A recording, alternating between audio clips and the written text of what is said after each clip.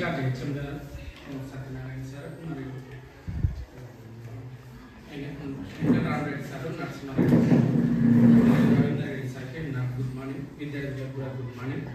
ముఖ్యంగా ఈరోజు career guidance 10th class వాళ్ళకి చెప్పడం ఏంటంటే, మీరు ఫస్ట్ 10th క్లాస్ పాస్ అయిన వెంటనే చేయాల్సింది ఏంటంటే, మీకు ఏమనుకున్నారో అది చేయండి. ఉదాహరణకు మీరు ఒకటి అనుకునేటారు, టీచర్ కావాలనుకున్నారు అనుకోండి, టీచర్ సైడ్ ఏమేమి చేయాలో అది చేయండి. మీరు అనుకున్నది ఒకటి, పోయేది ఒక రూట్ అయితే రాంగ్ స్టెప్ వేసినట్టు అవుతుంది. కాబట్టి మీరు ఉదాహరణకు ధన్వాడ వెళ్ళాలనుకున్నారు, ధన్వాడ రూట్ ఎట్లా ఉందో అట్లా పోవాలి. కానీ ధన్వాడ పోవాలనుకున్నప్పుడు గోయల్ సాగర్ సైడ్ పోతే మీకు లాభం ఉంటుందా? వెళ్ళలేరు. కాబట్టి మీరు ఏ మార్గంకి అయితే వెళ్ళాలనుకున్నారో అది చేయాలి కంపల్సరీ. ఇంకొకటి, 10th పాస్ అయినా ఫెయిల్ అయినా ఏమీ బాధపడాల్సిన అవసరం లేదు, అధైర్యపడకండి. 10th క్లాస్ ఫెయిల్ అయిన వాళ్ళు కూడా మంచి, మీరు ఉదాహరణకు ఎలక్ట్రీషియన్ కావాలనుకున్నారు లేదా బైక్ మెకానిక్ కావాలనుకున్నారు. ఎలక్ట్రీషియన్ కావాలనుకున్నప్పుడు ఎలక్ట్రీషియన్ లో మంచిగా మీరు క్లిక్ కావాలి, అందుట్లో మీరు గొప్పగా ఉండాలి. అందుట్లో ఏ విధంగా చేస్తారనేది మీరు మీ యొక్క ఏంటంటే అందులో మంచిగా ట్రై చేయాలి. మీరు గొప్ప స్థానానికి వెళ్ళే విధంగా ఉండాలి.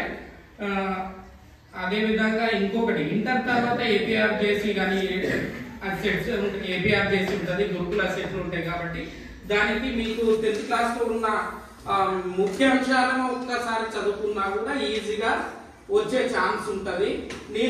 నేను ఏపీఆర్ డిసి చదివేటప్పుడు సిల్వర్ జూబ్లీ కాలేజ్ ఎంట్రన్స్ అప్పుడు నా బుక్ లో ఉన్న ముఖ్యాంశాలు రాసుకొని నేను సొంతంగా ప్రిపేర్ అయ్యి నేను వచ్చిన సీటు సంపాదించుకున్నా.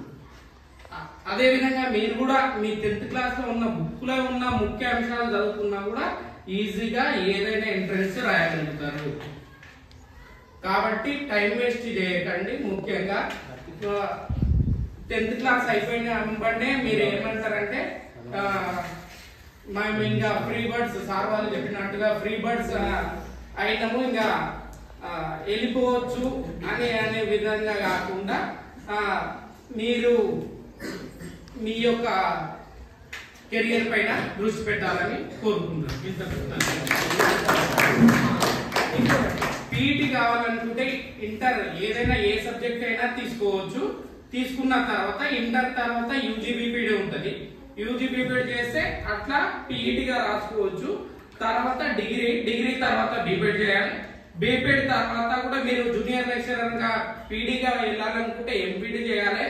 ఎంపీడీ చేస్తే మంచిగా పీడీ జేఎల్పీడీగా వెళ్ళొచ్చు. ఇప్పుడు మన పాఠశాల వెళ్ళిండు కదా జేఎల్ గా, అదే విధంగా మనం జేఎల్పీడీగా వెళ్ళాలనుకుంటే మనము ఎంపీడీ అయిపోయి ఉండాలి. ఓకే.